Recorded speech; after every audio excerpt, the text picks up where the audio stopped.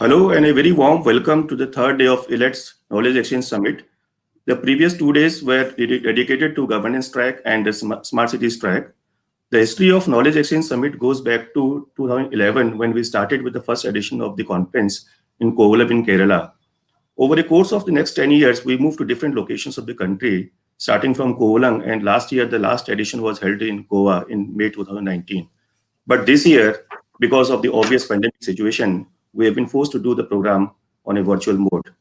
So today we'll be discussing one of the most important sectors of the economy, one sector which is affecting almost whole of the country these days, the sector which directly, indirectly employs 50% of Indian population, yet the sector which contributes a minuscule 15% of India's GDP. So what are the issues facing the sector? What are the opportunities in the sector? What are the loopholes in the sector? How do we move from here? What is the future roadmap? So these are the issues which we are discussing on this sector, and this sector is the agriculture. Agriculture transformation is one of the key agendas of Government of India, and by 2022, the Prime Minister also has a vision of having the farm incomes double. So how do we move from here? What would be the impact of the historic big bang reforms announced by Government of India? How would be the three reforms, the three bills, the three acts will be impacting the Indian farmers? So we'll be deliberating these and a host of issues throughout the course of the day. And I am very honored and delighted to have key inaugural speakers with us. We are joined by Madam Nanita Gupta. She is an IAS officer of 2011 batch and Joint Secretary in the Ministry of Consumer Affairs, Food and Public Distribution, Government of India. Then we are joined by Dr. S.K. Malhotra, Agriculture Commissioner, Ministry of Agriculture and Farmers Welfare, Government of India. We are joined by Mr. Anirudh Tiwari, Additional Chief Secretary, Department of Agriculture, Horticulture, Food Processing and Governance Reforms, Government of Punjab. Then we have with us Mr. Molay Bora. He is Member, Board of Revenue and Commissioner, Central Assam Division, and also Development Commissioner of Hill Areas, Government of Assam. And finally, we are also having a very distinguished guest with us who will be giving an international perspective to the matter. He is His Excellency Mr. Sebastian Belluin. He is the Charge d'Affaires, Ghana High Commission in India. So I welcome all of you here. Mr. Sebastian and Mr. Bora would be joining us in a short course of time from now. They were here a short while back because of some technical glitch. They are in the backstage. So I will request, first of all, Madam Nanita Gupta to throw her perspective, to throw her insight into the subject of the agricultural transformation. Over to you, Madam Nanita Gupta, Joint Secretary, Ministry of Consumer Affairs, Government of India. Yeah. Thank you very much, and a very good morning to everybody. It's a privilege to be here in this 10th Knowledge Exchange Summit organized by the ELTS, and I'm looking forward to hearing all the other eminent speakers who are here on the subject. So at the beginning, let me just lay out a set of caveats because I'm representing the Ministry of Food and Public Distribution, which is distinct from agriculture, and definitely we have one of the senior officers from the Agriculture Ministry. So our ministry deals actually with the public distribution system, the PDS system, and we deal with the procurement primarily of wheat and rice, and of course some coarse grains. Our ministry does not directly, at least, deal with the whole gamut of agri commodities, which are actually the domain of the Agriculture Ministry.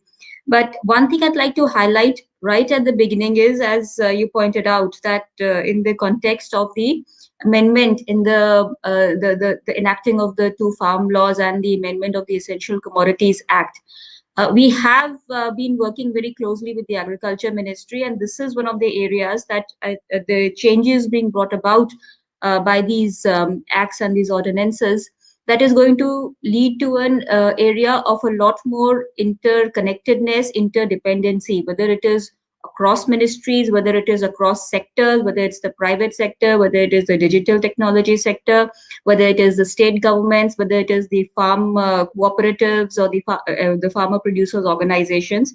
So I think it's going to become more tightly knit together in a closed ecosystem. What I'm going to do in my talk is just going to highlight some of the areas which are common, which in the context of these amendments and the changes that have been brought about, some of the areas which require more attention, more interconnectedness, more interdependency, and obviously I think it requires more investments in terms of financial and knowledge resources. Now, the Food and Public Distribution Ministry, as you're aware, we have three organizations working with us. One is the FCI, which is the most well known, the Food Corporation of India. I will not be talking too much about the Food Corporation of India because that works in a different kind of an ecosystem. There's a minimum support price announced every year for wheat and rice, and there is an open procurement policy, and everybody who brings in these wheat and rice, which conforms to a particular notified quality, that is procured by the government of India and under the central pool, and it is stocked and then it is distributed to the entire country through the public distribution system. Now, this is completely subsidized by the government of India, so it is not, though it does affect the market dynamics as far as wheat and rice goes. But I will not be focusing too much on this because I think I'll be focusing more on the areas which are more common to all agri commodities, like vegetables and sugar and edible oil and so on and so forth. So the first issue is that agri infrastructure and warehousing and supply chain logistics. That is one area which is going to be common across the board, whether it is the food processing ministry, whether it is the agriculture ministry, whether it is our ministry, whether it is the state players, whether it is the private organizations. The state of the agri infrastructure in the country needs to be heavily invested into, and the quality needs to be improved. Now, the FCI has around 860 lakh metric tons of storage space, but most of it is actually hired through the state governments or through private organizations. We have two PSUs. One is the Central Warehousing Corporation, which is a mini Ratna company, and we have the Central Railside Warehousing Company, which is actually now in the process of being merged into the CWC.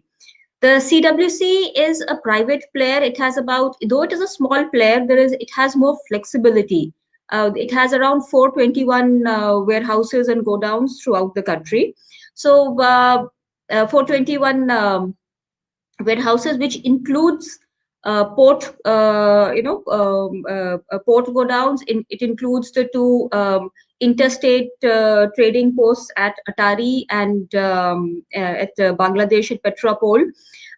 So it is involved in a lot of trans state and even international trade, and it also has flexibility to go towards other commodities like agriculture commodities. Right now, the focus of CWC, apart from the food grains, the wheat and rice, is commodities like fertilizers and cement. But now the thrust is now on agri infrastructure for perishable commodities, perishable agri commodities like vegetables and so on. So one of the areas where I think heavily investment needs to come into is cold chain storage, cold chain, and also farm gate logistics. Because as we all of us are aware that supply chains, they have to be in place for the commodities to at the moment of harvesting. They need to be stored at the farm gate, and then adequate infrastructure has to be in place for them to be transported to trading hubs. Now, I'll give you one example. Rather, I'll give you example from each of our two PSUs. So the Central Warehousing Corporation has recently floated a tender for constructing cold chain storage infrastructure and 400 locations across the country. That is in J&K, in South India, obviously in the areas where a lot of trading of agri commodities takes place, like Maharashtra and Telangana and Tamil Nadu as well.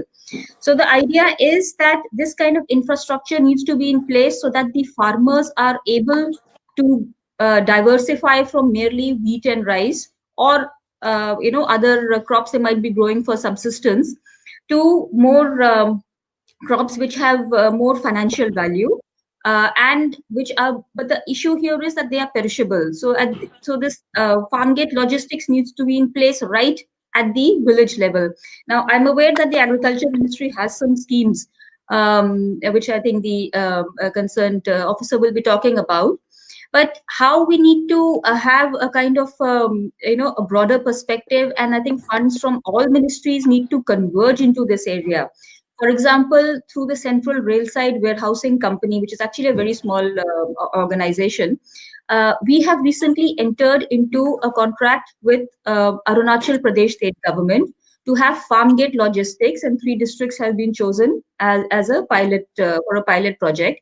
Farm gate logistics is actually very simple. There are various technologies which are out there in the field, but the ones that we are focusing on is it really only requires an investment of 50 lakhs, and it consists of a 10 lakh LMT refrigerator. It's something like a big refrigerator, which can be constructed right at the field. And it runs on solar power, and if there is a diesel or a battery backup. Along with that, there is a reefer van, a refrigerated van, which is necessary to enable the farmer to move his produce right from the field to the farm, whatever markets are close by. The second issue is using of digital technology to enable more trading, to get to empower the farmers to trade right from the grassroots right to the national or the international level. And the only way this can happen is if the digital technologies and e-markets, digital markets are put into place. Now, the Agriculture Ministry has a e-NAM platform, and we have been in touch with them, and we have asked them to register all the warehouses. Papa, We have a regulatory authority called Warehouse Development Regulatory Authority, which has around 1,800 warehouses registered with that. And the WDR is important because it prescribes standards for warehouses. And this is a sector which is replete with a lot of, shall we say, insecurities. For example, there have been cases in the past where banks have hesitated to lend to farmers or organizations because they're not very sure about the quality of the produce. They're not very sure about the financial worth of the investors. They're not very sure about the quality of the warehouses. So the WDRA is important because it prescribes standards, and it ensures those the warehouses that are registered with it they comply to certain standards that the WDRA prescribes, whether it is the size of the warehouse, whether that there is security in place, whether there is adequate infrastructure, whether it has connectivity to the road or rail or any other trading, any other transportation points. So secondly, the WDRA also checks the financial worth of the investor, the warehouseman, or the depositors, so that there is a certain kind of assurance for all those who are dealing with the WDRA that they are dealing with quality players, and they're not dealing with fly-by-night operators, which is sometimes an issue that has come up in the agri sector.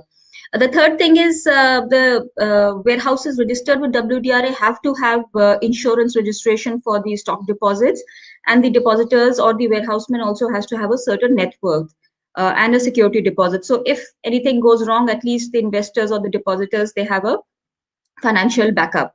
So we have been in touch with the Agricultural Ministry to register all the warehouses which are with WDRA on the eNAM platform.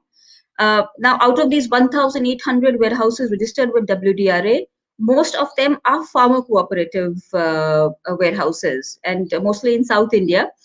So it will be a very good opportunity for the cooperatives to really enter the national trading market through these digital platforms. And I think if this experiment can become a success, I believe that this is under process. So if this experiment can become a success, then I think it will become a very good beacon, a very good example of the ways that trading should be made simpler for the farmers and for the grassroots players. The third thing, the last thing I would like to talk about is quality assurance as far as the infrastructure is concerned, and also investments in cold chain transportation. As all of us are aware, I think loss of perishable commodities during transportation and storage, and I would say even of non-perishable commodities like wheat and rice, that has been an issue as far as the preserving the quality of these agri commodities is concerned. So we also need investment in large bulk transportation in cold storage. Now, I'm not very much aware about the technologies that are available for this. I do know, I mean, the transportation of wheat and rice, of course, takes place through rail as well as road, and at times, of course, through ships as well, to Andaman and Nicobar and some other areas. But maybe this is an area which probably a greater collaboration is needed with international agencies, or maybe the other ministries can throw a bit more light on it. What are the possibilities of bulk transportation through cold storage? For example, maybe bulk chillers which can be hauled onto these trucks for transportation over a period of hundreds or thousands of miles. And quality infrastructure is also important in terms of warehouses itself. I think one of the quintessential images that people have of at least FCI go downs, or of our food and public distribution ministry, is those old go downs in which stacks and stacks of these jute bags filled with rice and wheat are kept, and they are dilapidated. Actually, that is not really the case, because I have looked into this detail. FCI go downs by and large are, and the CWC go downs, they are actually of good quality. The issue is actually the state warehousing corporation go downs, because I think that those need to be added onto the WDRA platform, so certain quality assurance can come into that. And I think there is a greater digital linkage.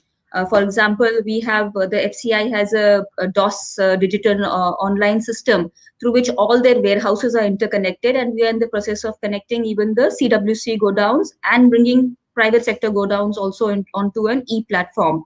So I think the state warehousing corporations can also take a proactive step in that. And probably, I think from the private sector, we need greater investments into the state warehousing corporation go down, so that quality infrastructure can come up. And one of the last issues that I will touch upon is the construction of silos.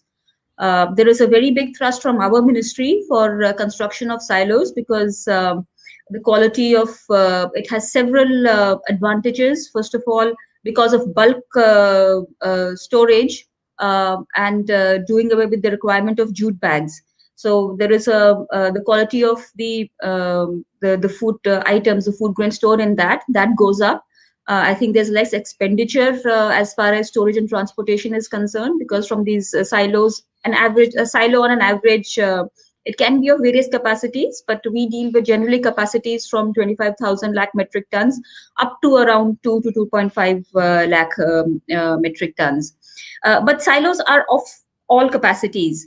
And especially, I think at the farm gate logistics as well, when we're talking about, apart from cold storage, perhaps a greater investment needs to come into the silo technology. It's not a very, shall we say, complex technology, because we have Indian companies and we have foreign companies which have invested into this sector. Our ministry has a project about 100 lakh metric tons of construction of silos, or 100 lakh metric tons. Right now, it's going a bit slowly, because there were some issues in the policies regarding the land acquisition. So around 8.25 lakh metric tons has been constructed already, and it is operational. About 11 lakh metric tons is under construction, and the other is in various stages of either bidding, or bidding of documents, or land acquisition.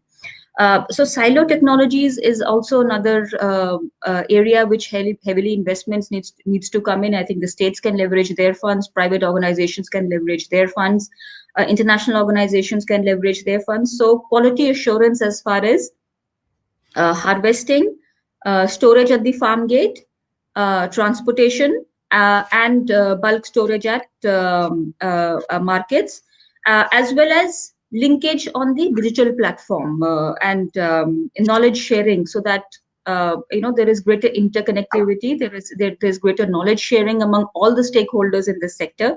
These are some of the areas where I think we need to work more closely together, and I think where more investment needs to come in. So thank you, and I'll be happy to take any questions.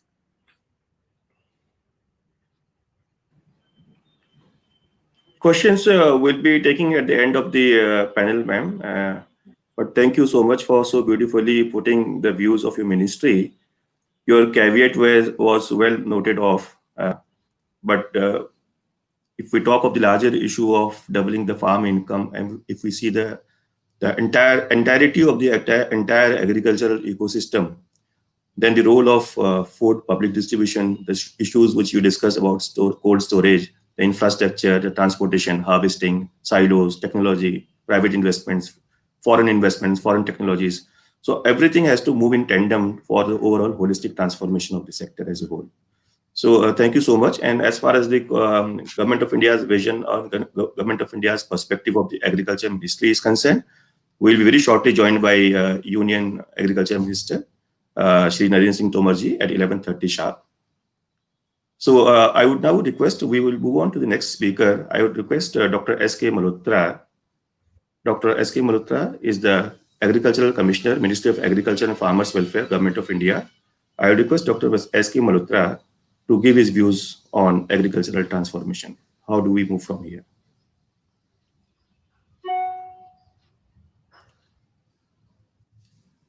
Dr. Malhotra, kindly unmute yourself. Good morning, everybody. I'm happy to be here with you on the occasion of this webinar, Knowledge Exchange Summit Awards. And the topic chosen is really very important. The theme is really very important. It's unplugging the agriculture sector to become global agriculture powerhouse. Well, friends, as you know that anatomy of the agriculture has done a complete metamorphosis in the recent years and in structurally very different now. And 30% of the global agriculture output comes from two countries, China and India.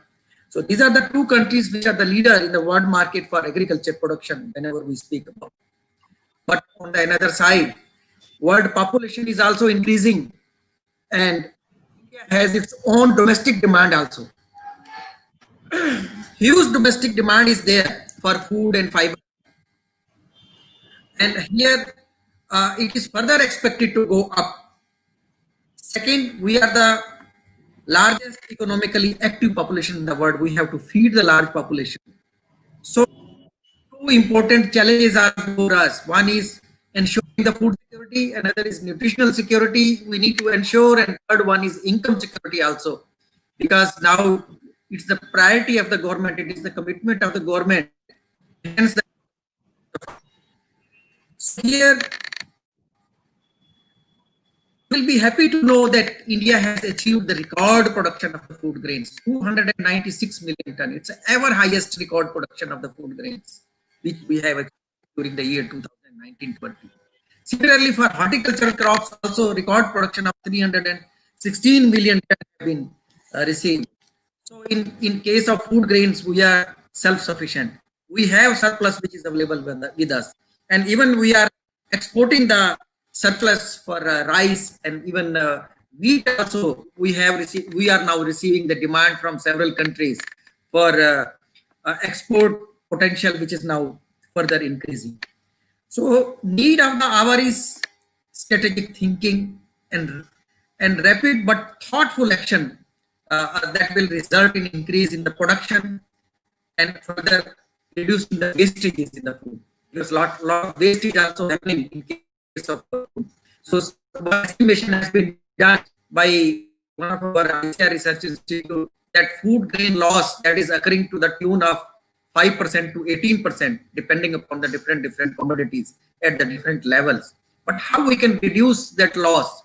If we reduce the loss, definitely food saved is food produced in another what we can say about this. So now coming back to the part where we are looking for that how we can enhance our export.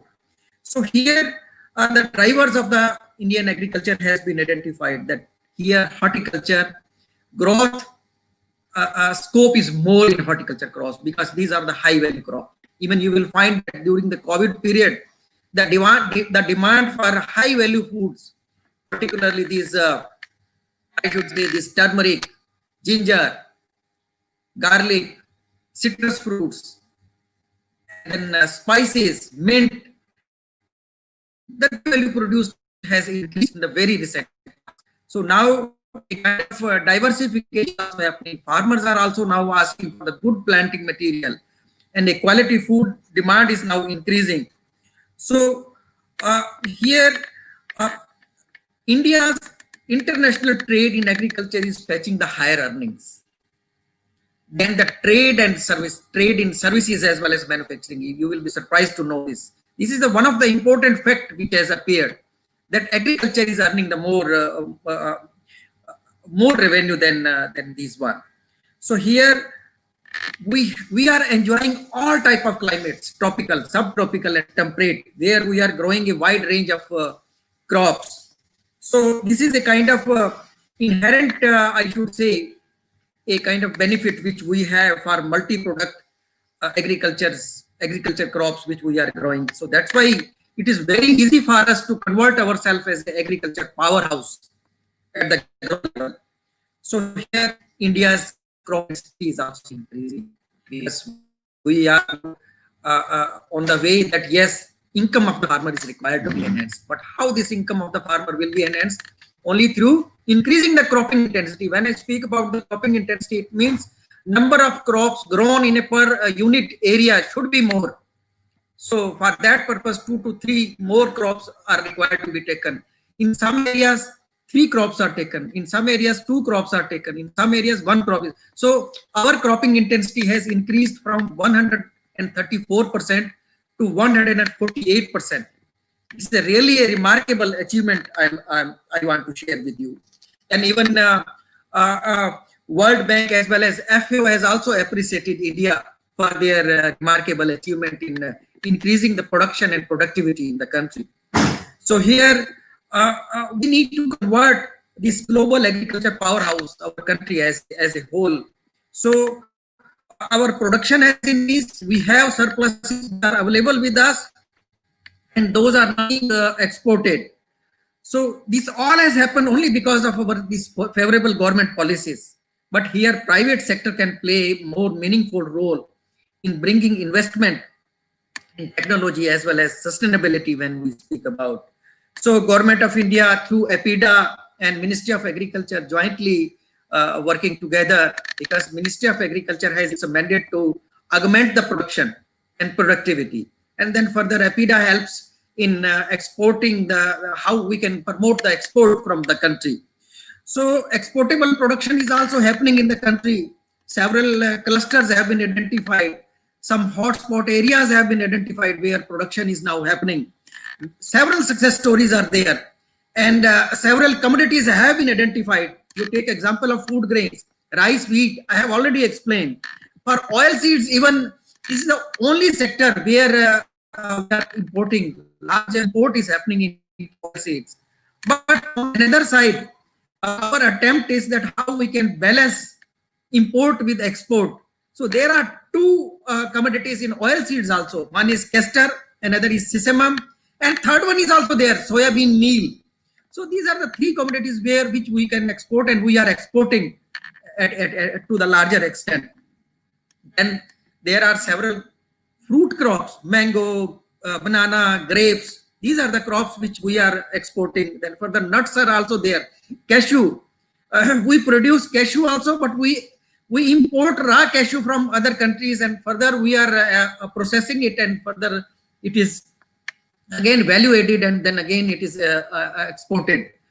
So then walnut is there. Then among us vegetables, there are several other crops: okra, brinjal, potato, onion. So these are the crops which we are exporting. Then spices, we are the leader in the world market for production, production as well as consumption as well as for export also. So we are the leader in the world market. Large cardamom, small cardamom, cumin, fennel, ginger, turmeric. Demand is now increasing, and some exportable productions are now being happening in the identified areas. And aromatics demand is also increasing now. Mint, and then several other aromatic crops are there for which demand is coming. Then some small sectors are also there. Flower production, dry flower production, dry flower value addition is happening, and dry flowers are also now exported from our country. And seeds, seed business is really prevalent in our country, and we are exporting seed also to the many countries. And then pesticides are also there. Pesticides, about 20,000 crore of worth value of these pesticides are exported from our country. Pheromone traps, machineries, biopesticides, then sugar. Nandita madam also mentioned about the sugar. White sugar, brown sugar, both are the products from India which is finding the market. So here we have a grape net, mango net, rice net. So these are the conditions where we are guiding to the farmers. These are the systems where farmer will get a kind of guidance that how to produce it. And because there is a demand that good agriculture practices are required to be followed. So country is having, till today we are following global gap, Euro gap, but we don't have our own gap system. So Quality Council of India took the initiative. Being a chairperson of that steering committee, we have now come up with the Ind gap. So that Ind gap now benchmarking is now being done with the global gap. So we shall be having our own gap certification system in the country, and exportable production, a kind of support for export will also be there. So this is one of the point here, but we need to put emphasis on a few things. One is we need to powerfully brand it.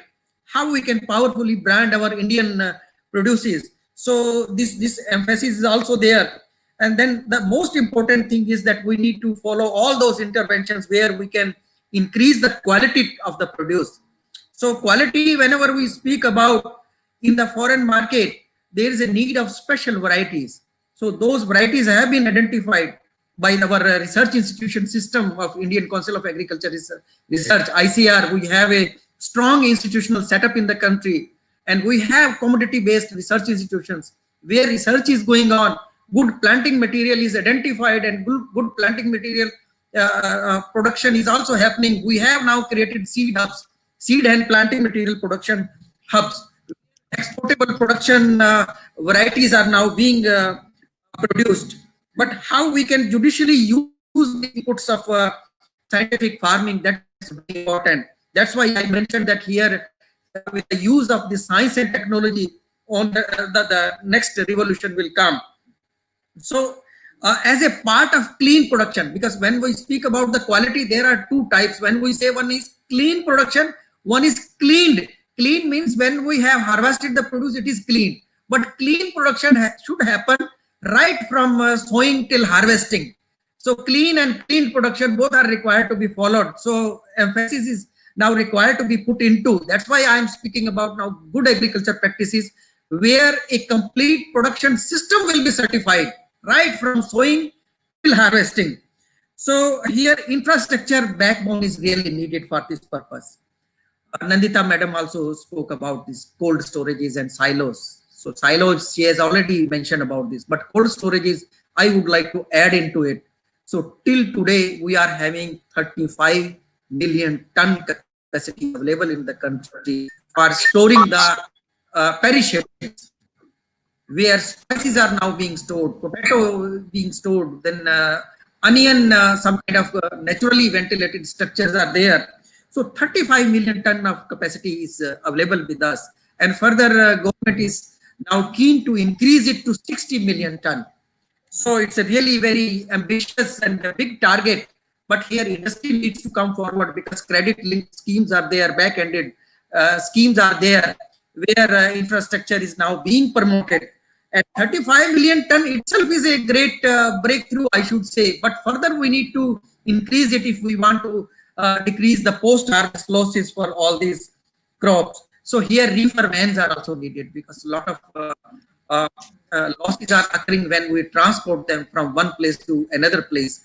In particular, if I speak about, these are the perishables. So we need to increase our capacity for reefer vans, because reefer vans, these days only used much for transporting milk from one place to another place. For we have very limited reefer vans which are available, but our mission for integrated development of horticulture, it has its one of the interventions which we have put it. It's one of the component we want that industry should come forward. Till today, I think we are having around 3,000 reefer vans which are available in the country. We are keen that yes, it is required to be increased. And here processing, again, I should say that it's an again important part, because we need to further process it if we want to decrease the post-harvest loss. So it should be immediately brought for processing, and its volume will be reduced, and then further its shelf life will be increased.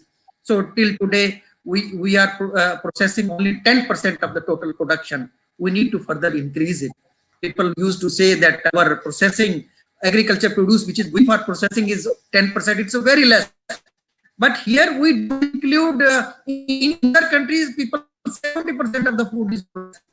But when I saw the data, they are putting everything, even bread making, they are also putting in processing. But we are not putting bread making in processing. So we are putting only value addition part. When it is converted, agriculture produce raw material is converted into the final product, as juices are there, then pickles are there, and then several other marmalades and all other products are there which are produced. And then I should say these deep-freezed materials are also there, ready to cook foods are also there. So many such products are now being demanded in the country, not only in our country but also abroad, because now you will find that there is a separate segment of the produce where it is written that yes, these are the produce which have been produced through the good agriculture practices, organically produced. So organic production again is one of the niche area which we have identified.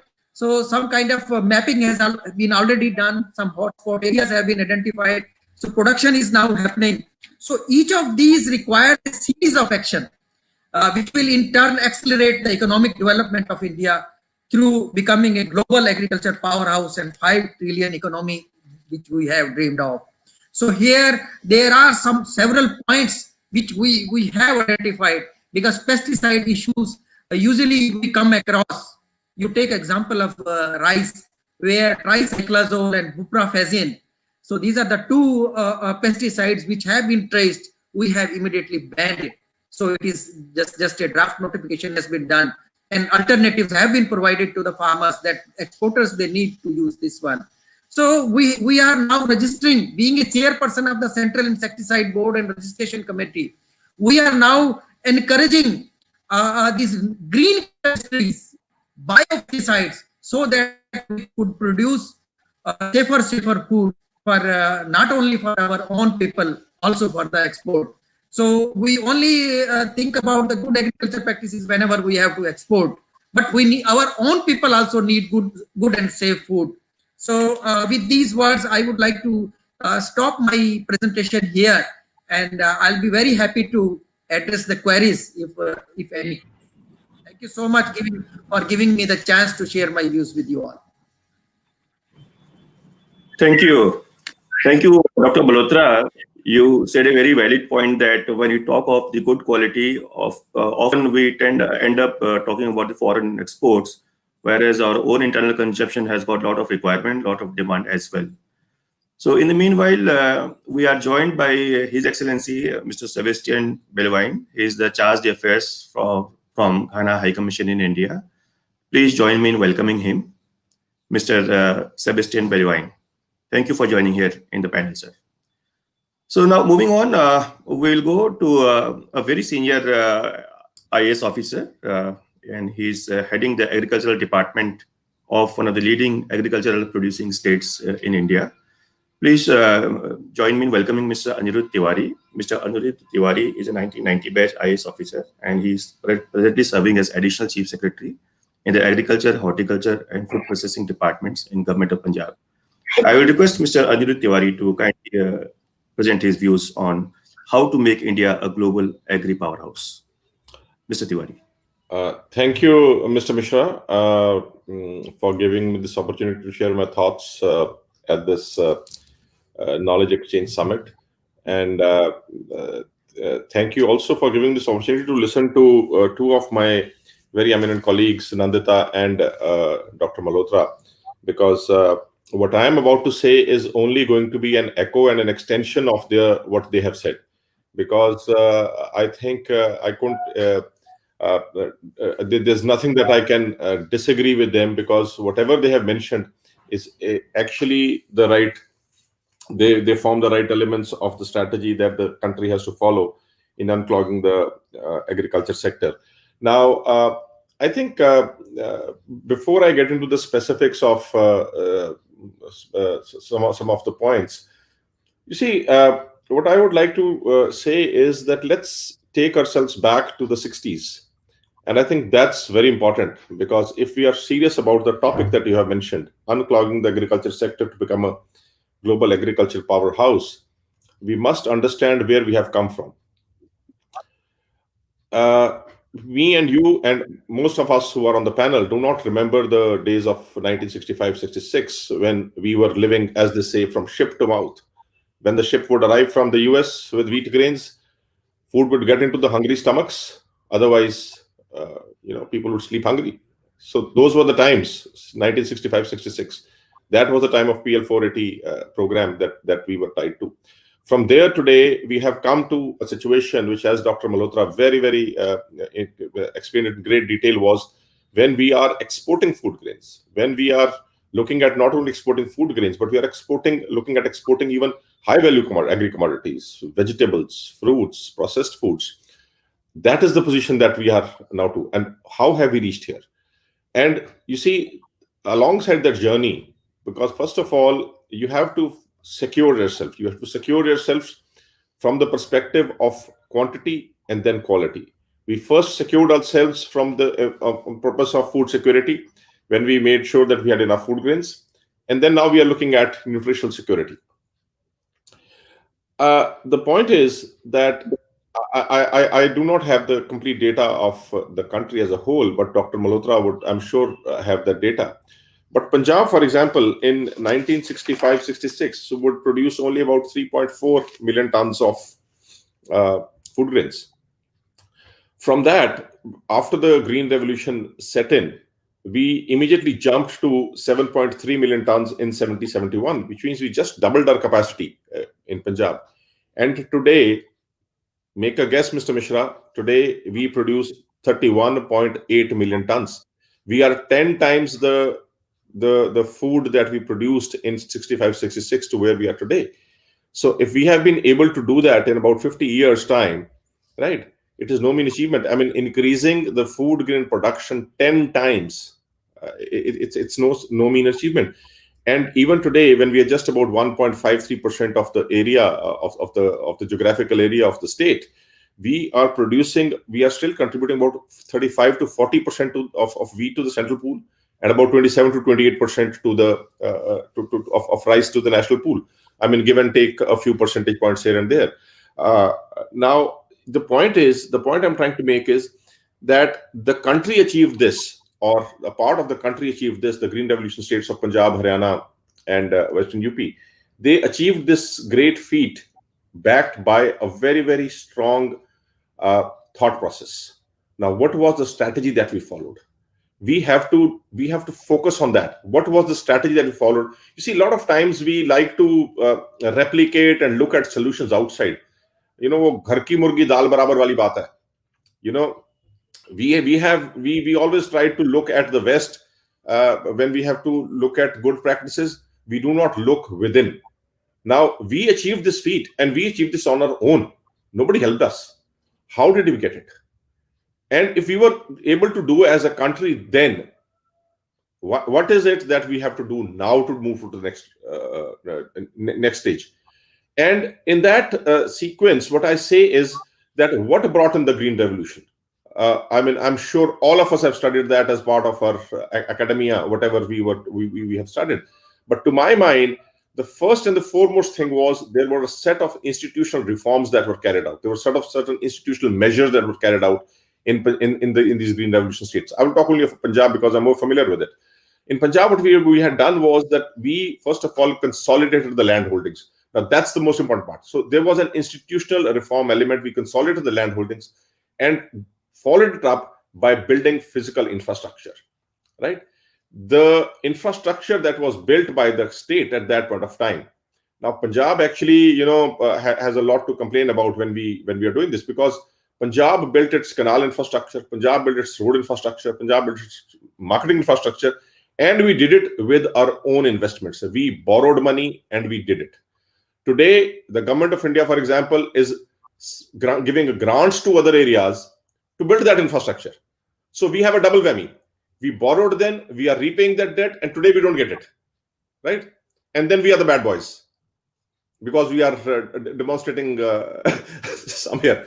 So, I mean, that's politics. But the second point that I want to make is that a lot of times I heard you also say this, that we need private investments in agriculture sector.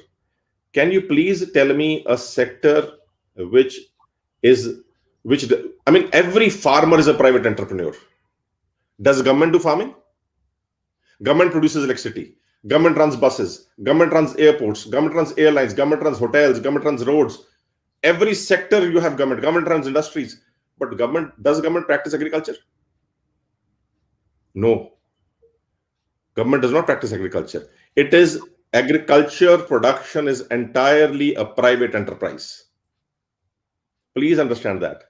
Agriculture is entirely private enterprise. So I actually wonder when people say we need private enterprise in agriculture and private investment, what are they talking of? Then you don't understand agriculture. Every tractor that the farmer buys, it is his investment. Every seed that he buys, it is his investment. They are all small enterprises in agriculture. They are all private enterprises. Every single grain of that is produced, every single cauliflower, every single okra, every single onion, every single ginger that is produced is private production. It's not produced by a public sector entity. You may have a public sector producing electricity, a public sector building roads, you may have a public sector making steel, a public sector making aeroplanes or buses or defense equipment or whatever it is.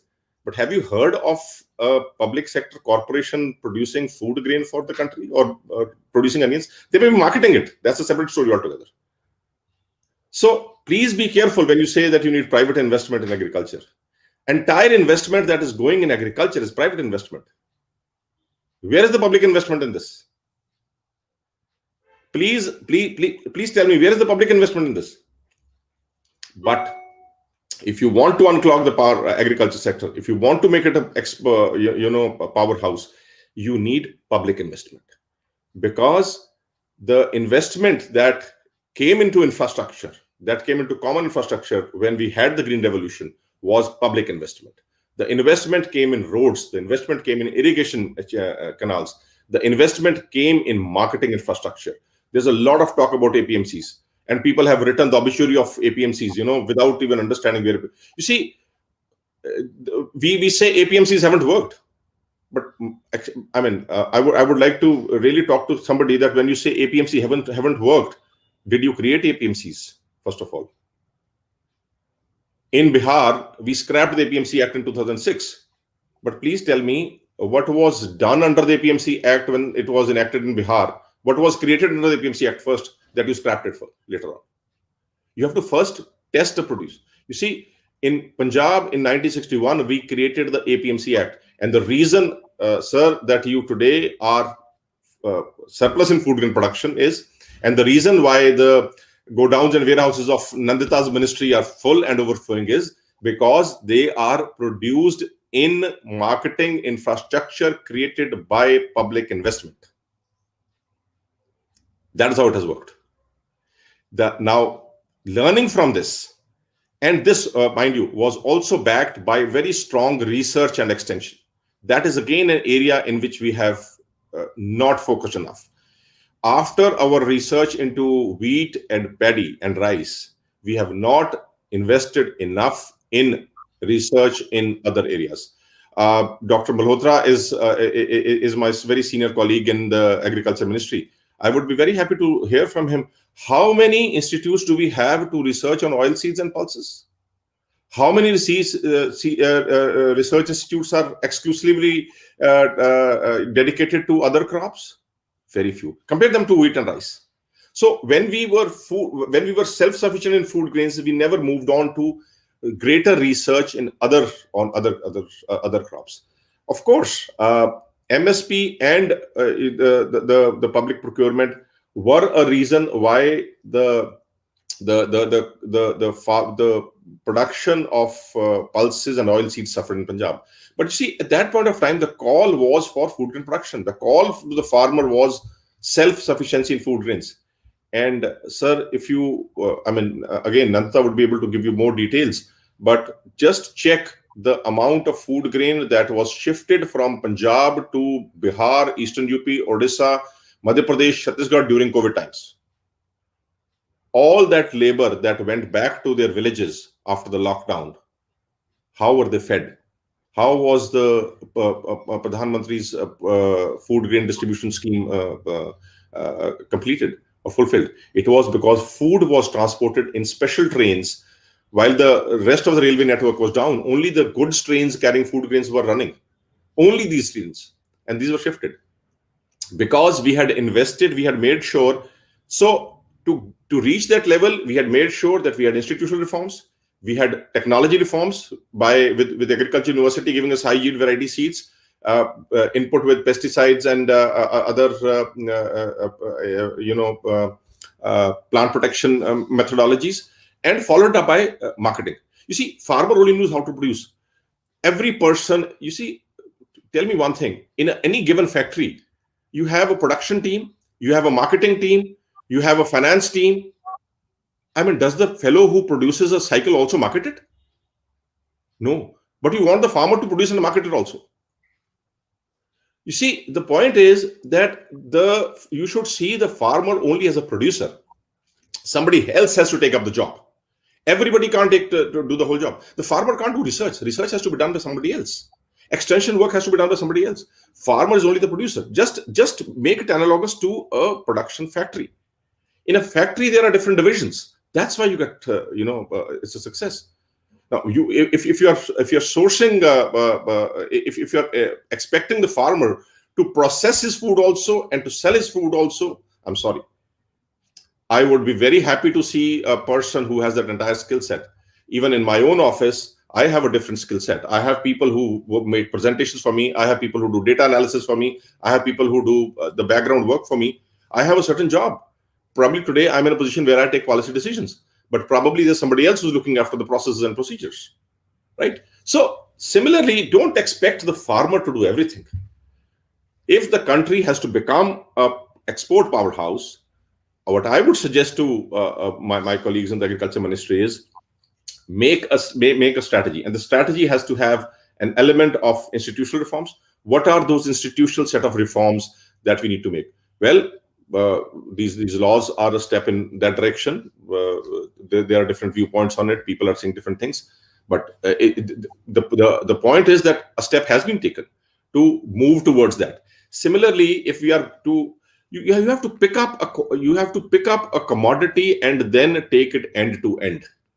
I'd like to share here that this year, while we were talking about for basmati, we observed that there was an issue that we faced last year in terms of basmati production, because the MRL for basmati was much beyond the EU standards. So what we did, as Dr. Malhotra was saying, was we actually imposed a ban on the sale of 9 pesticides, which were being misused for basmati. We had a whole set of issues, a lot of pressure from the industry. We were also taken to the court. Fortunately, the court upheld our viewpoint, and we were able to kind of sustain our order. But if we have to look at exports, we have to look at commodities. But mind you, in this entire euphoria of unclogging the agriculture sector and becoming exports, we should not forget about our own food security. Just look at one thing. If today, imagine, suppose Punjab decides to export or switch to XYZ commodity. Suppose we shift to food and vegetables. What happens to the food grain security of the country? I mean, you are looking at 1/3, 30%, 25, 30%. It's not a small quantity you're looking at. And mind you, You are not a small country which can access the international market and probably get 20, 30 shiploads of grains and do away with and get the job done.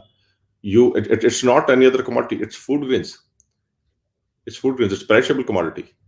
So whenever we are looking at whatever strategy we have to follow, and I'm sure Dr. Malhotra and his team are doing that, along with the Ministry of Food, is we have to look at the food security aspect. You look at the nutritional security aspect. We have to make sure that people start eating better food. And as he said, not only quality for export, but also quality for ourselves, and then look at export issues.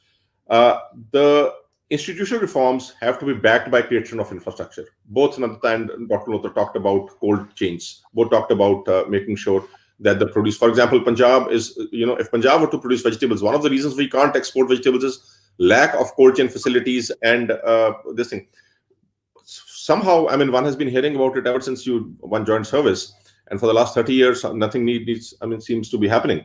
I don't know. I mean, I have recently come into the sector, so I'll be very keen to see what is that big bottleneck that we are not able to do. Why is it that farmers are not switching onto? Dr. Malhotra also talked about seeds. Punjab today produces 80% of the country's requirement for potato seeds. And Dr. Malhotra, you'll be interested to know that CPRI Simla was not able to provide us with the foundation seed.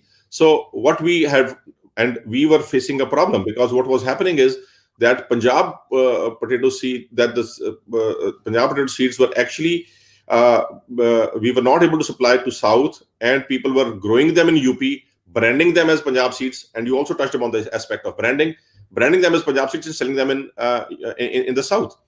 Now, what we did was that we have now introduced a tissue culture based potato seed act, which allows us to grow potato seeds through the tissue culture technology, and then produce for and certify it and sell it in the market. So seeds is again something very, very important for the state, and that's high value. So the country needs to move to high value crops. Punjab itself needs to move to high value crops, because within Punjab, what we are now talking of, look, I mean, the way we talk to our farmers is that there was a time when there was a call to you for production. You focused on productivity and production. And today, the returns that the farmer is getting from these crops is not the same. People may talk about anything, but the returns are not same. Are the same. The returns, the income returns are either stagnant or they are decreasing. Now, for the farmers, so we are also, talking to our farmers. We are saying that now is the time for you to look at two things. You not got to move to sustainable agriculture, and we got to look at your own prosperity. Forget about production, forget about productivity. Today, perhaps there are others who have raised their hand for country's food security. Madhya Pradesh is willing to supply wheat. Eastern India is willing to supply rice. So you guys have done your duty for food security. The others are now, raising their hands. So you now look to your own sustainability. Because what Punjab has suffered is that we were not a rice growing area. We overexploited our groundwater. So for every single kilogram of rice, we were perhaps exporting about 3,000 liters of water. We were exporting our water, our own groundwater, right? So our groundwater has suffered because of excessive and overuse of fertilizers and pesticides. Our soil health has deteriorated. Stubble burning is a serious issue which is coming up. I'm sure you guys have experience who are sitting in Delhi. Although, again, I have a different opinion on that. Even today, Delhi's air is bad. But there's no stubble burning happening in Punjab. So who's responsible today? Obviously, your own vehicles and your own dust in Delhi. But that apart, but the point that has to be, the point that I'm trying to make is that as far as the country also is concerned, if the country is looking for an export strategy, if the country is looking to become a powerhouse, it has to make sure that it's the powerhouse within the country, which is the original Green Revolution states. These are the states which would ultimately become and should be taken as the nucleus of any strategy for making the country as a powerhouse. This is your core. This is your strength. I mean, this is the Sachin Tendulkar of your team. Invest in him. Invest in this player, because these are the areas, Punjab, Haryana, Western UP. These are the areas which are going to give you the best in terms of anything that you wish to deserve, wish to achieve. These were some of the points that I had, and I'll be happy to take any questions and continue the discussion subsequently, whatever may be following. Thank you so much, Mr. Mishra, and thank you everybody for listening. Thank you, sir. Thank you, Mr. Tiwari, for so beautifully articulating your points and your views on the subject. Your anecdote of farmers, that the farmer cannot be everything, right from a producer to a marketer to a transporter, was so beautifully explained. And also the measures which the country should take to make the country a global powerhouse as far as agriculture is concerned. If we focus on the major states like Punjab, Haryana, and Western UP. So we'll take the questions very shortly. Once every speaker has their address done, then we'll come back to you. There are a couple of questions there on the screen I can see from Madam Nanita also. We'll come back to you, sir. So moving on now, I would request our special guest here, His Excellency, Mr. Sebastian Velwine. He's the Charge d'Affaires of Ghana High Commission in India. And Mr. Sebastian Velwine will be talking on India-Ghana relations with a particular focus on agricultural cooperation between India and Ghana. Over to you, Mr. Sebastian.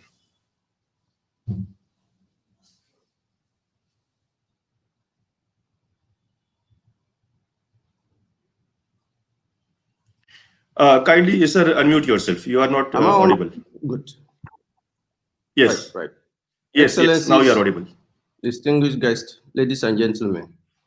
Let me begin by commending the organizers of the 10th Elets Knowledge Exchange Summit and Awards, and Elets Technomedia PVT Limited for the splendid organization, and also express appreciation for the invitation extended to me to share some thoughts on agricultural transformation in my country in particular, and also some international, in this case, Africa perspective. So the introductory part puts my statement in perspective.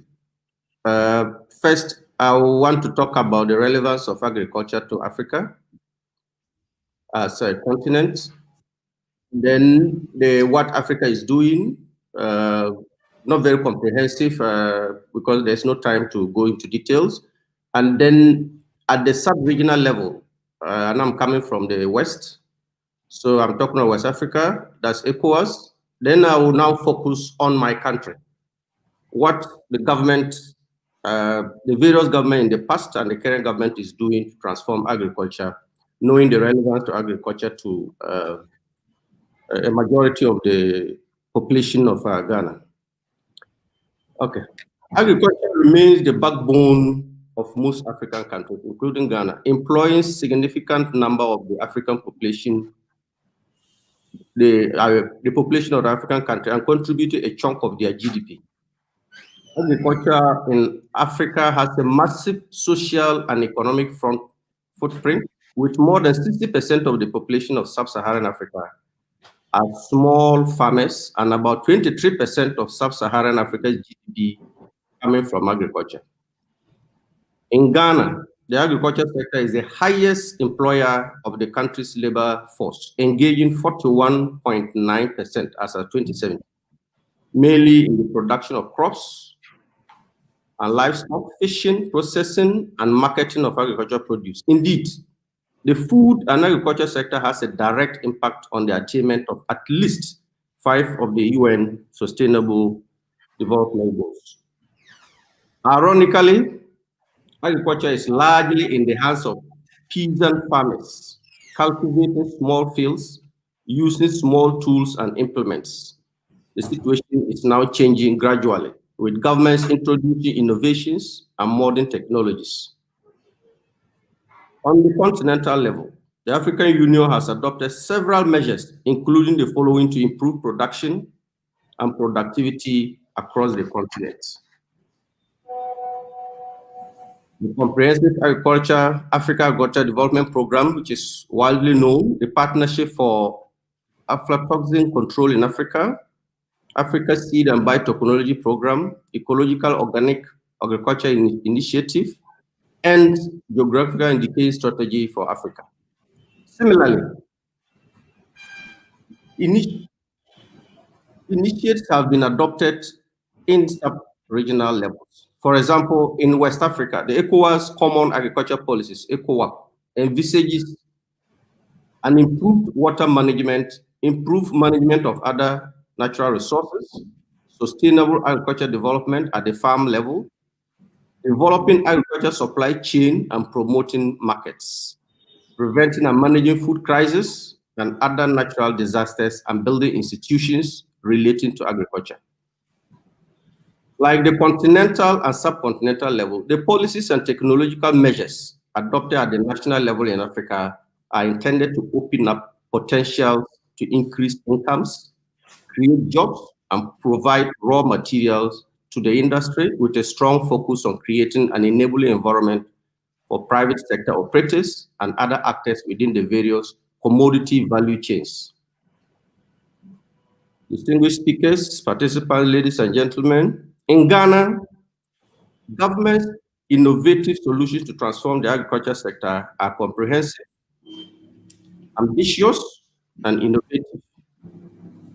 The interventions that have been rolled out are designed to address long-standing problems which have constrained growth and development of agriculture. A typical example is financing instruments for agriculture activities in Ghana.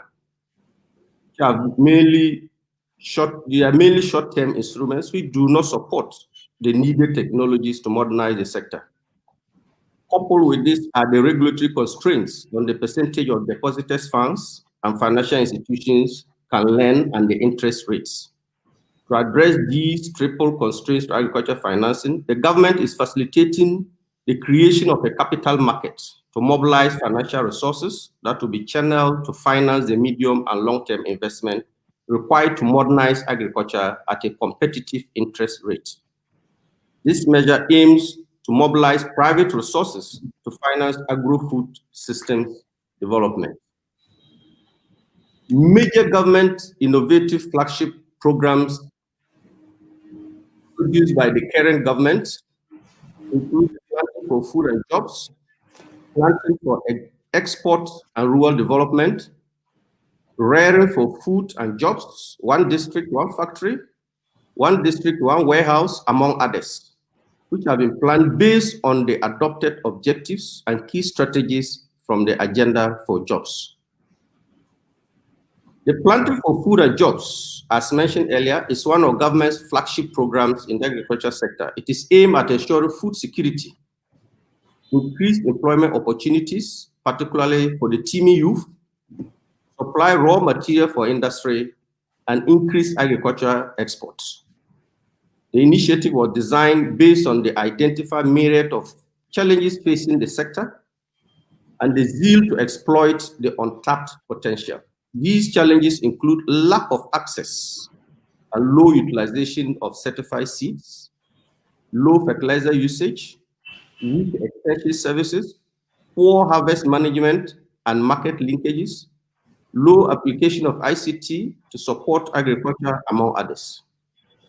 The Planting for Food and Jobs initiative was therefore designed to focus on 5 pillars: provision of improved seeds, fertilizers, extension services, marketing, and e-agriculture. The campaign innovatively implements several policy tools under the Crops and Livestock Program to support value chain development. Other interventions rolled out by the government include investment in renewable energy and energy efficient use. The use of renewable energy aggressively pursued because fossil fuels are non-renewable resources. In contrast, renewable energy resources such as wind and solar energy are constantly replenished and they never run out. They are more environmentally friendly and are more economically affordable. The initiative takes into account Ghana's commitment to climate change and her obligations under international protocols aimed at protecting the environment by promoting the use of renewable sources of agriculture activities. It is imperative to note that considerable efforts have been deployed to promote green agriculture concepts and principles. The government is investing in technologies that work to improve productivity for farmers and does not cause undue harm to society and the environment. The essence is to foster agricultural growth and development while preventing environmental degradation, biodiversity loss, and unsustainable use of natural resources. Investments have been made in 1, organic farming, and 2, conservation agriculture. This is crucial to rebuild natural capital for restoring and maintaining soil fertility, reduce soil erosion, and inorganic agrochemical pollution, increase water use efficiency, reduce deforestation, biodiversity loss, and other land use impacts, protect the soil, water, and climate to produce healthy food, and significantly reduce agriculture emissions. Agriculture in Ghana is largely private sector led. And I heard that from one of our distinguished speakers earlier. It's the same in Ghana. The key role of the public sector, therefore, is to create an enabling environment for the private sector to invest and grow. To this end, the government has rolled out the agribusiness development mainly aimed at creating a conducive environment by facilitating access to appropriate, innovative agricultural finance, investing in adequate public infrastructure to leverage private sector investment in the sector. For example, Market Hub Enterprises is aimed to promote Market Hub Enterprises as drivers to transform food distribution systems in Ghana. Market Hub Enterprises are intended to own and operate food market hubs equipped with adequate infrastructure close to major cities. Let me also add that smallholder farmers in Ghana are adopting drone technology for crop surveillance in a bid to increase yields and incomes. The new technology is being used as farmers cooperative are slowly abandoning manual labor as they seek higher efficiency. The drones look for pest, disease, irrigation issues, and it is sponsored by the Netherlands-based Technical Center for Agriculture and Rural Cooperation, a European Union-funded institute in the bid to attract more young Africans into agriculture. We cannot talk about agriculture transformation without developing a sustainable market for agricultural products. Food trade remains one of the important areas Ghana is focusing on to harness the benefits of the African Continental Free Trade Area. The African Continental Free Trade Area, which recently came into effect and whose secretariat Ghana has the honor of hosting, is a major collective effort by Africa to get to grips with mastery of her development. It is the world's largest free trade area in terms of the number of participating countries since the formation of the World Trade Organization, and provides a vehicle for us to trade better more amongst ourselves, offer an opportunity to exploit our abundant wealth and resources for the benefit of our peoples, and give us protection in how to deal with other trading blocs. In conclusion, distinguished guests, Africa's population is expected to double by 2050, and this presents an opportunity as well as challenges to the continent in terms of meeting the food needs of the people. The application of technology can be the tool to set us on the road to prosperity. The modernization of agriculture through the application of digital technology could well turn out to be the fastest way to make the turnaround that we seek. The challenges are daunting, but not insurmountable. Our collective efforts at national, continental, and global levels are needed to achieve food sufficiency for the world and the UN SDG 2. Before I end, let me indicate that Ghana as a country in Africa has been working with India for a very long time now in the area of agriculture. And we appreciate India's efforts at providing some of the technologies that will help our country in terms of agriculture. For example, the cold storage facility that was provided by India. And those who know Ghana very well knows that we have a long coastline. So most of our rural folk engage in fishing, which is very economically viable for them. And this cold storage has undoubtedly as you know, help them in the commercialization of their activities. Again, we are working with India to mechanize the whole country, agri mechanization, with an Indian LOC from the Exim Bank of India. So this a few areas that we are already cooperating with India. But to put it in a larger perspective, India is very much ahead when it comes to technology in agriculture, and it will be another way of strengthening further our cordial relations if you continue to extend this technology to further the growth of agriculture in Africa and Ghana in particular. I thank you for the opportunity. Thank you, Ambassador Sebastian, for giving us an overview of the agriculture ecosystem in your country, and also enlightening the audience about the cooperation between India and Ghana, both of which enjoy very deep and cordial relations. And India, in fact, Ghana is one of the largest trading partners with India from Africa. And as far as your views on digital agriculture are concerned, yes, there is a lot of scope for further improvement and taking the ties to the next level. Thank you so much, Ambassador. So now we are the last speaker of this panel. I will invite Mr. Moloy Bora. Mr. Moloy Bora is member Board of Revenue and Commissioner, Central Assam Division, and also Development Commissioner for Hill Areas, Government of Assam. Mr. Moloy is there on the screen. Mr. Moloy, can you hear us? Mr. Bora? Just a moment. Yeah, I can hear you now. Yeah. Yeah. So, sir, very quickly, we are running short of time. I'd like to just flag a few issues. Can you give us an overview of the hill, the agricultural difficulties of the hill area?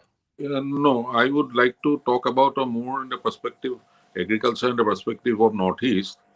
I'd just like to flag some issues because our senior colleagues from the Ministry of Agriculture, as well as our Additional Chief Secretary Punjab, they are there. I'm sure we can continue this discussion through your esteemed magazine or other platforms. We can continue this discussion later. But I'd like to flag some issue from the perspective of Northeast, agriculture in perspective of Northeast. The first thing that I'd like to highlight is that, as you know, that Government of India was pursuing very vigorously the Act East policy just before the COVID set in. So if the Act East policy would have been in place, then we would have been a center stage in the whole economic processes from India to the Southeast and Southeast Asia and South Asia. But unfortunately, because of COVID, it has taken it's going a little slower than it is required, but we're in touch with the donor ministry so that it accelerates. The second aspect that I'd like to highlight is that in the Northeast, unlike in Punjab or in other states, we are still at a subsistence level kind of a farming system, and the land holding is also not too much. So that is where the main difficulty comes up.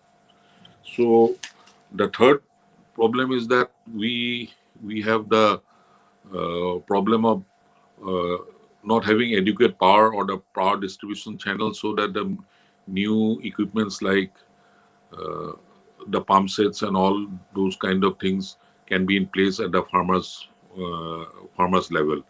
So having said that, I would like to agree with our previous speakers, our senior speakers, that what is the need of the day is that we would like to have definitely would like to have our cold chain much more effort from Government of India as well as from the state governments, a coordinated effort for having cold chains in place as quickly as possible. Because I'll give you some statistics. We have got some very high value crops that needs to be preserved and which can be a form of exportable surpluses.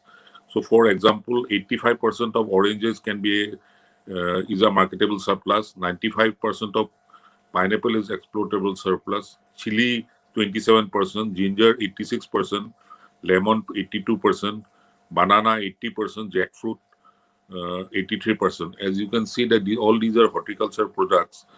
So because of the high geographical dispersion and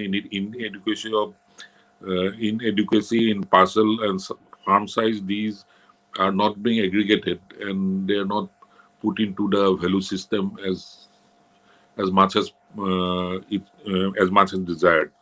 So I would be speaking one with the previous speakers when I say that the agriculture, the post harvest technology that is required would need to really come up. And another thing that I'd like to bring to the notice of the panelists as well as to the government of India and the rest of the country through your esteemed this seminar is that we are having the local entrepreneurs that are coming up in the agricultural sector, but they are not being properly facilitated as it should be. Of course, the part of the responsibility lies with the state government, but then special schemes from government of India would also help private agriculture entrepreneurs to come up in a more sustainable manner, because a lot of these agricultural surpluses are now can be aggregated by these local entrepreneurs that are coming up. And the last thing that I'd like to add is that you know that tea is a traditional export commodity, though it is under the plantation crops. But then by this time, there are a lot of small tea growers that has come up, and they have been encouraged by this tea industry, and a lot of small tea growers are coming up, and it is no longer a plantation crop, but it is also a livelihood for a lot of small local entrepreneurs. So there should be a integrated policy from the agriculture ministry, apart from the Indian Tea Board, so that the small tea growers can come up with can have a more sustainable tea production. So the tea sector, though it's the pride of the whole of India, not only Assam, it is facing a lot of challenges because of competitions and other things, and also because of the tea industry is also getting a little old. So there is a lot of requirement for the government as well as other players to come in a big way for improving the tea industry. With these few words, I think I would end, because a lot of speakers have already said the main points they have touched on.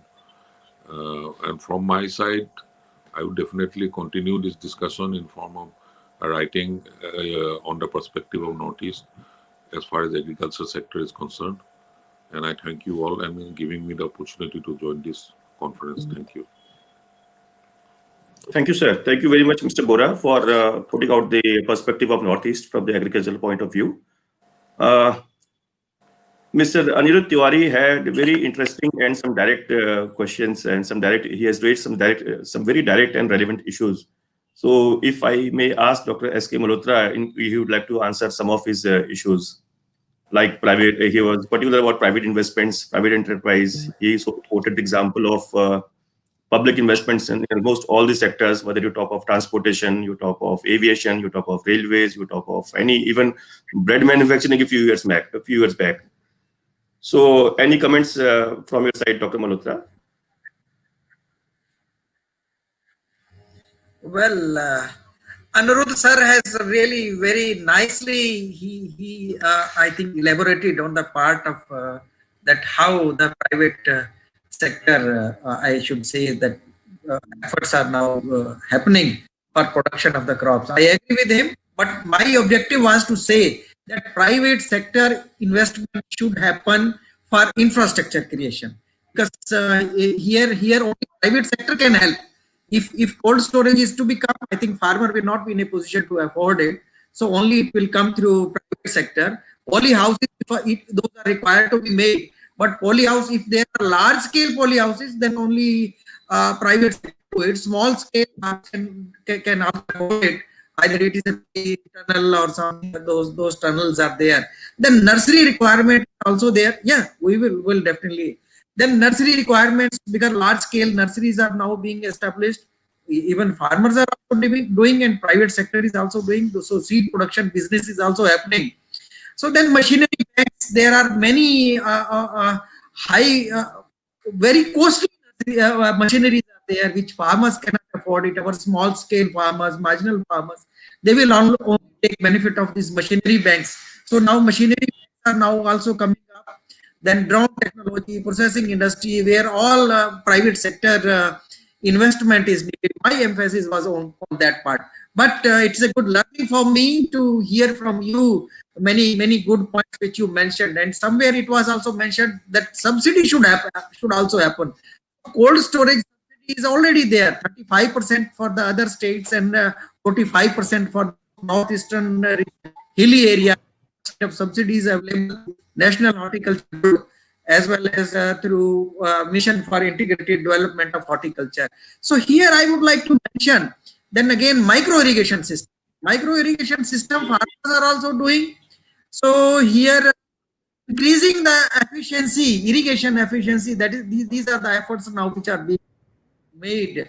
Then again, here private industry is also now coming forward. And I would like to mention, because here we have discussed a lot for exportable production and all other things. So grape, we are leader in the world market for exporting. Pomegranate, we are the leader in the world market. So 100% of the grape cultivation in our country is under micro irrigation system. Pomegranate, 90% of our orchards, they are under micro irrigation system. Tissue culture, planting material production is the success story for banana. Grand Nene 8 variety now seed is produced through tissue culture only. And then potato was also raised, that we have a kind of system. Here we have already now geared up Central Potato Research Institute, that regional center at Jalandhar.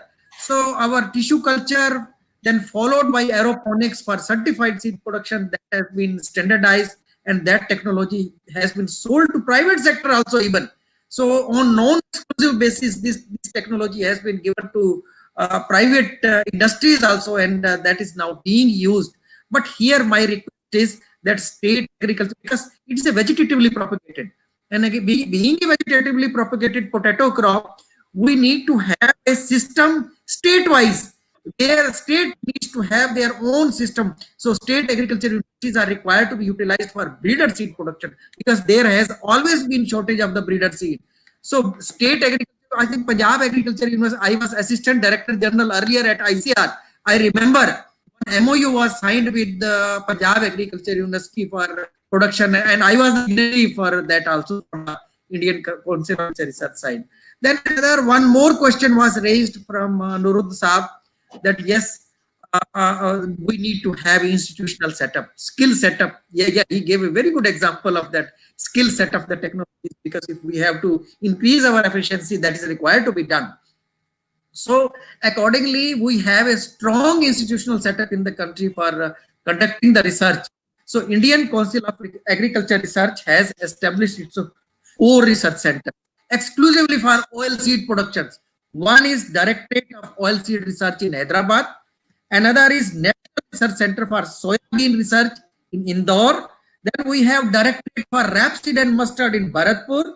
And then we have Indian Institute of Oil Palm Research in Pedavagi in Andhra Pradesh. So these are the 4 institutes which are working exclusively for generation of the technology, location-specific technologies. Apart from this, we have 20 coordinated research improvement centers. One of the centers is at PAU also. So PAU is also one of the part of it, where location and situation specific research is carried out.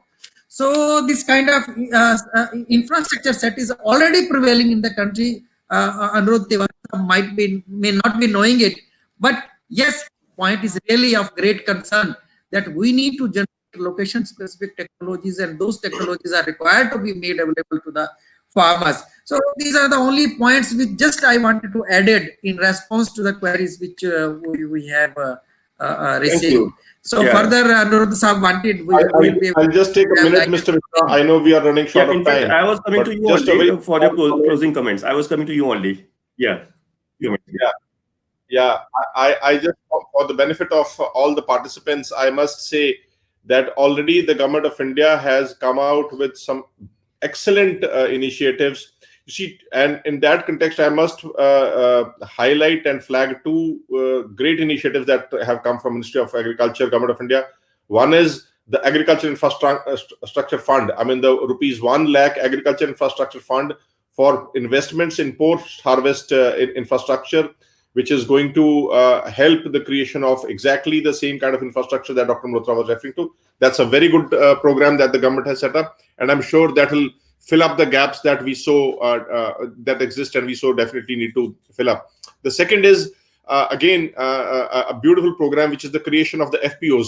Now, the Fbos, 10,000 Fbos that are now to be created across the country, I think they would prove extremely useful in collectivizing the resources of the farmers and making sure that we use our resources in the most efficient manner by sharing. It would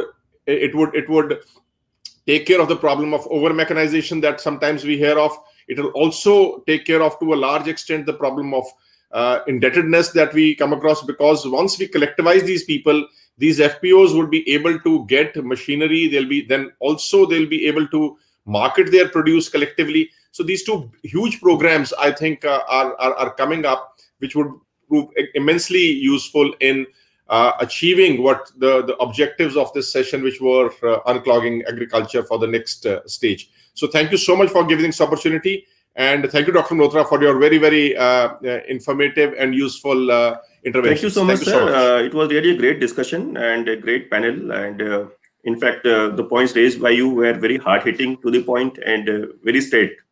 And the counters by Dr. Malhotra as well were also equally effective. So all of us are, of course, hoping that, yes, that time is now ripe for Indian agricultural economy to take a leapfrog and become a global powerhouse. So we have just overshot the time limit. We'll be very shortly joined by Union Agriculture Minister, Honorable Shri Narendra Singh Tomar ji. He will be joining us sharp at 11:25 a.m. So before we conclude this session, as a customary custom in all our conferences, I would request my backend team to present with you with the speaker certificates.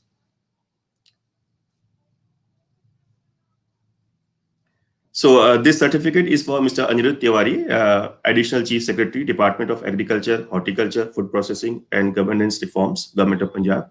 Thank you so much, sir. Thank you once again for your very insightful and very deep knowledge of the agriculture sector, and also tell us the reason of the thank you, sir, taking us back to the period of Green Revolution, a period where there was scarcity of food and where hand to mouth as far as production of food grains was concerned, to a time where the production of food grains has increased 10 times, 10-fold increase in the food production. Thank you so much. So the next certificate is for Dr. S.K. Malhotra, Agriculture Commissioner, Ministry of Agriculture and Farmers Welfare, Government of India. Thank you, Dr. Malhotra. Thank you so much. You very articulately brought out the perspective of Government of India as far as increasing their productivity is concerned, particularly the crop productivity. Thank you so much. And finally, this certificate is for His Excellency Ambassador Sebastian Belwan.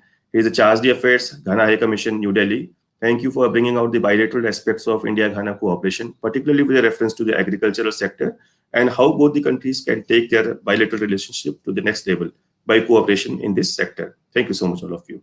So please don't go away. We'll be very shortly joined by the Union Agriculture Minister. There is a delegate link for that. This speaker link will expire very shortly. So there is a different link, delegate joining link, and do hear to what is the Government of India's vision of making India a global agricultural powerhouse and the impact of the reforms which we have not deliberated thus in this panel discussion. Thank you so much, all of you. Thank you.